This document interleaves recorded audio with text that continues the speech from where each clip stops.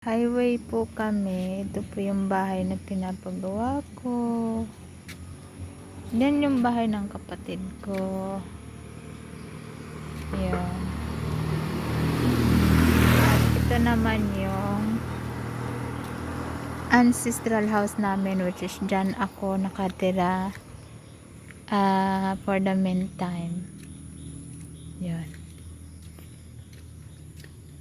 Tsaka yung bahay ng auntie ko nasa unahan lang. Yun po sa may puno ng saging banda. Yan po. Saglit lang po.